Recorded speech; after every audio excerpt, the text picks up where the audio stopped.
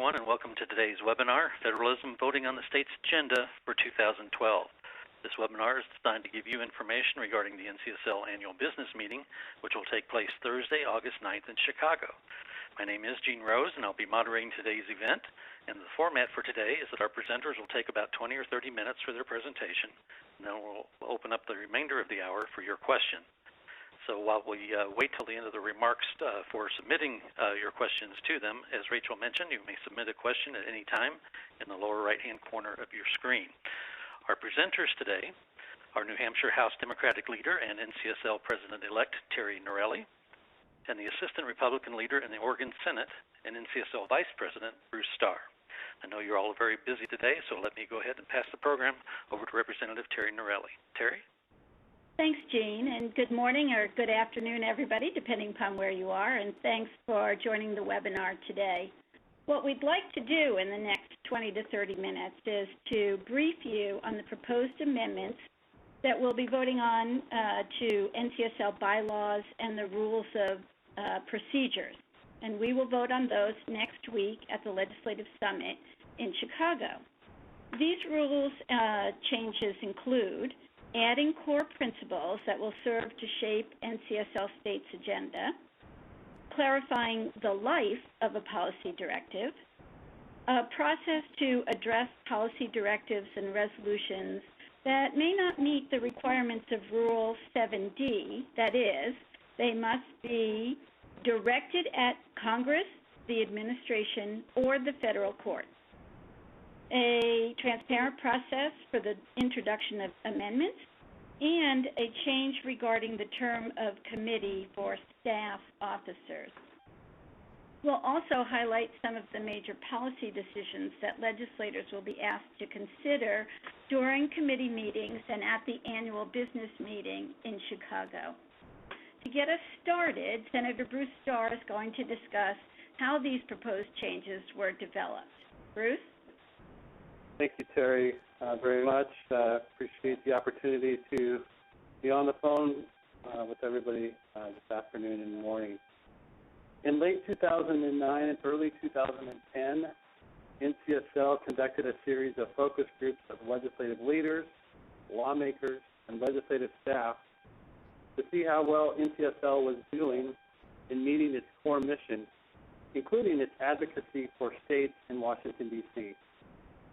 And in these focus groups, a number of leaders and legislators stated the need for NCSL to reestablish its relevancy in the federal system, to return to core principles.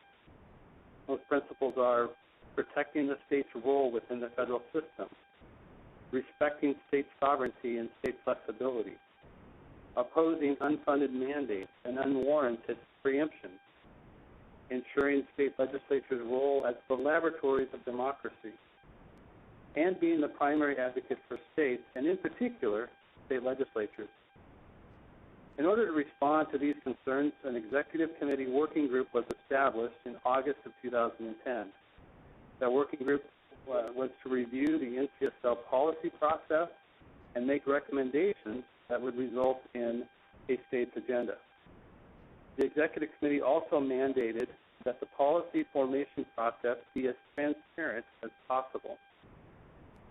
As you may recall, at the 2011 Legislative Summit in San Antonio, members approved a number of important changes to NCSL's bylaws and rules of procedure.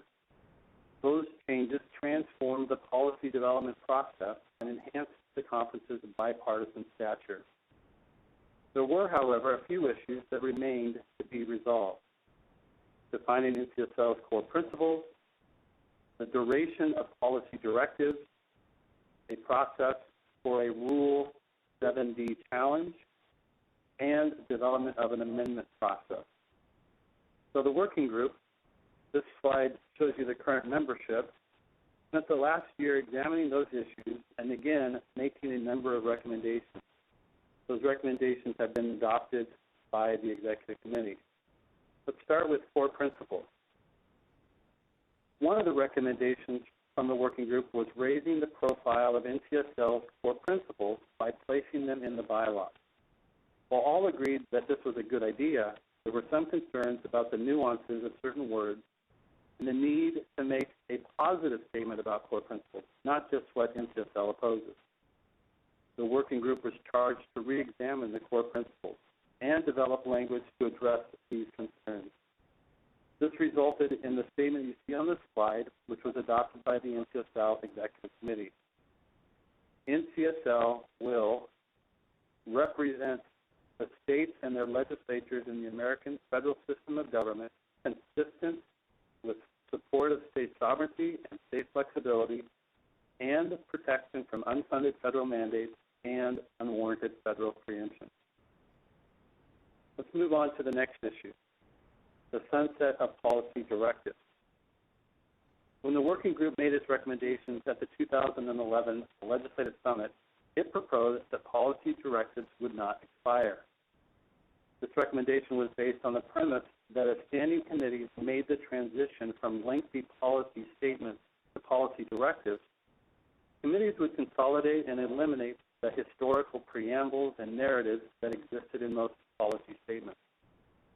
It was usually these preambles and narratives that required committees to update policy statements every 3 years, not the primary or corporate NCSL policy position.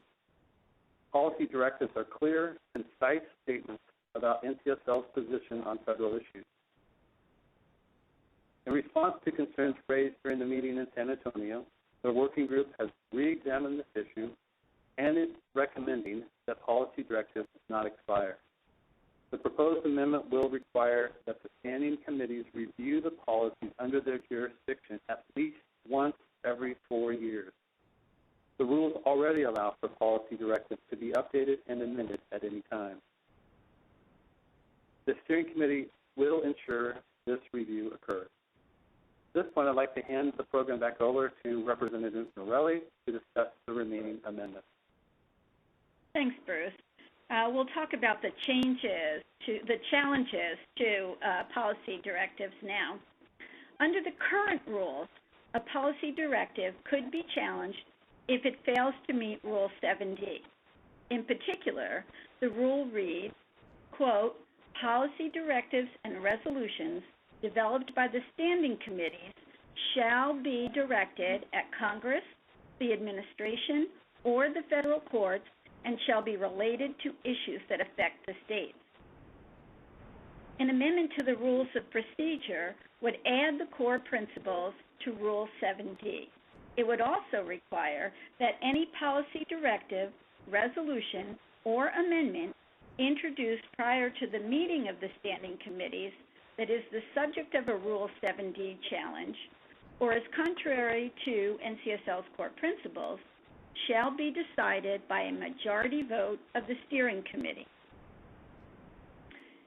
And we can talk about the introduction of amendments.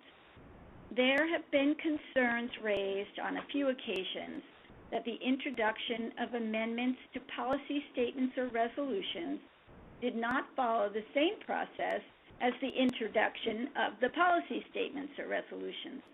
In some cases, amendments were offered in committee that actually changed the intent of a resolution with little opportunity for discussion.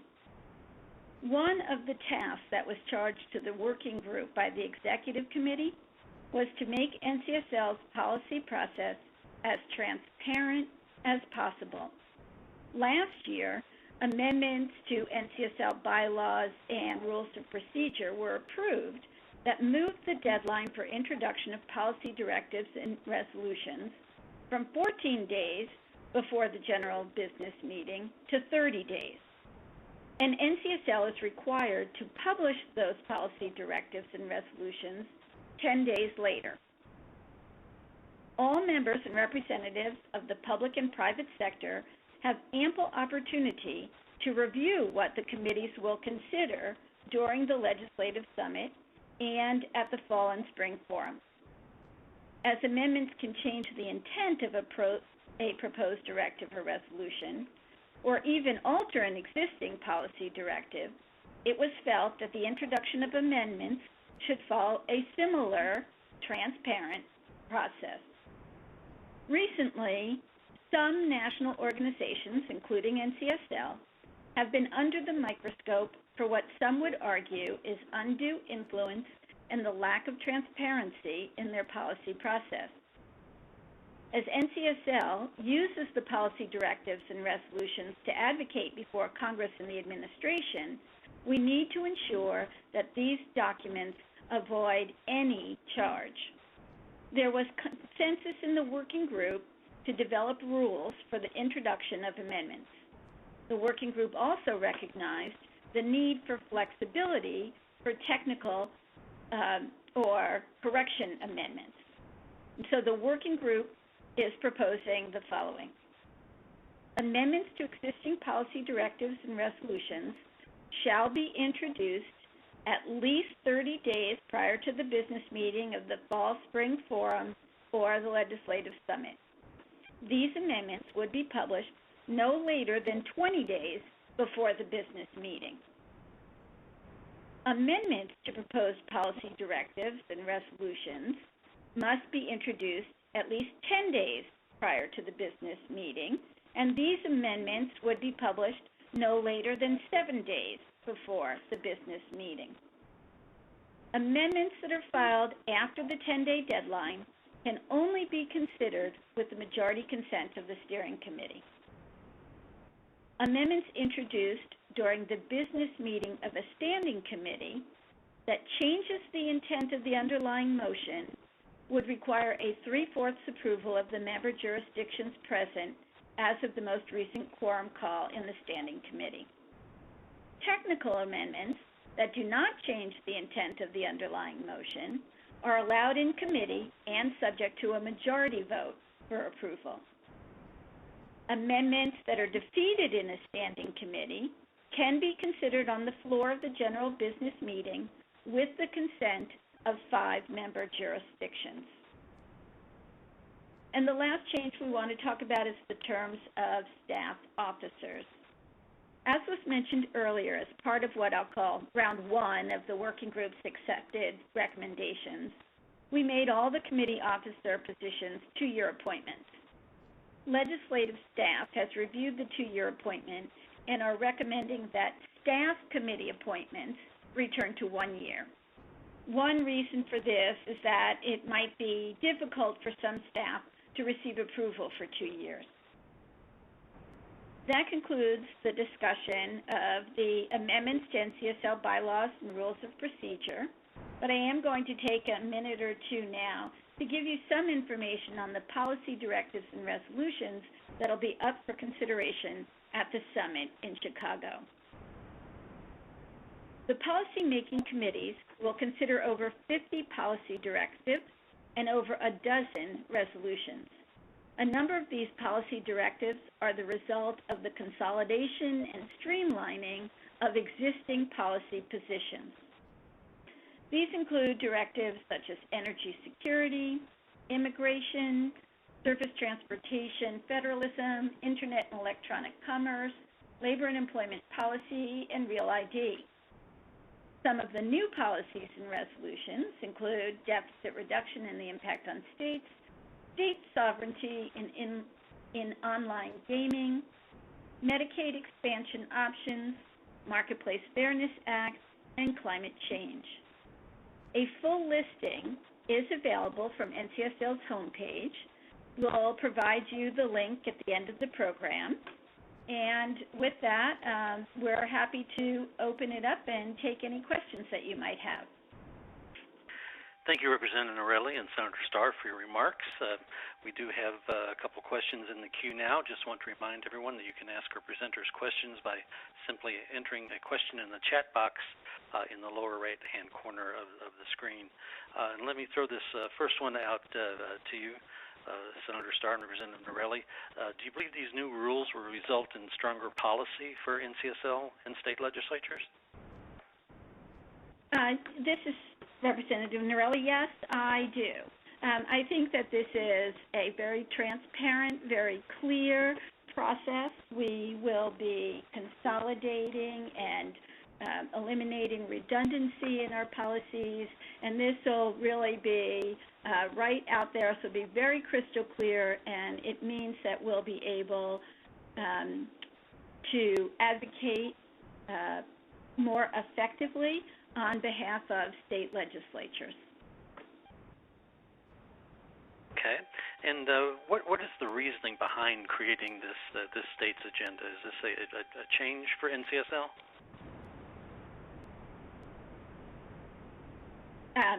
The fact that NCSL is advocating on Capitol Hill on behalf of state legislatures is not new.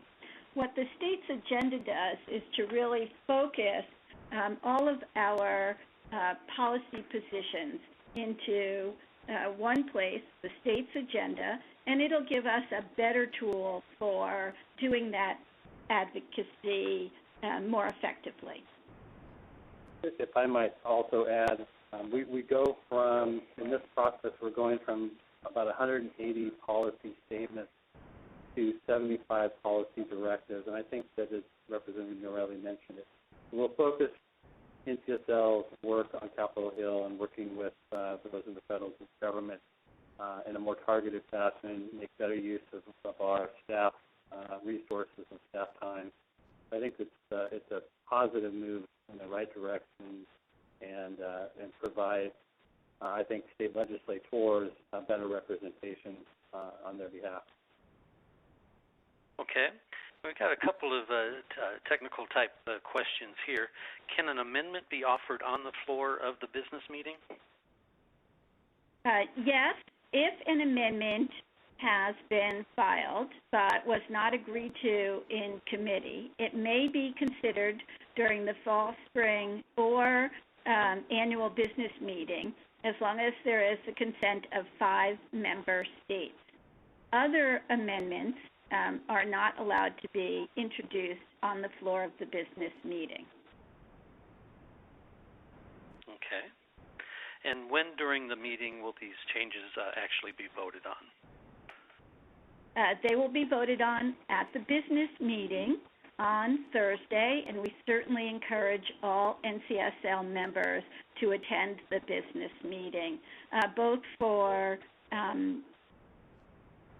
the votes on the changes to our bylaws and rules, and also to vote on the adoption of policies. So we certainly encourage all members to be present at the business meeting on Thursday.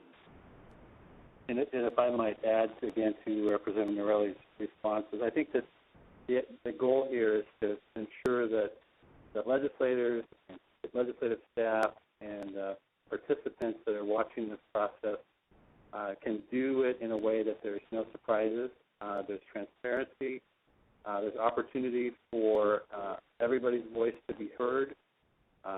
Again, having the amendments filed ahead of time, again, allows for a thorough and robust conversation and debate, and both in committee and then potentially, again, if you've got 5 states that want to bring it to the general meeting, then you have the opportunity to do that as well. But this is a way to ensure transparency so that there's no surprises and everybody has their voice heard.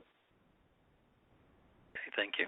And again, to remind everyone, if you have some questions here, we're kind of coming to the end of the ones that we have in the queue right now.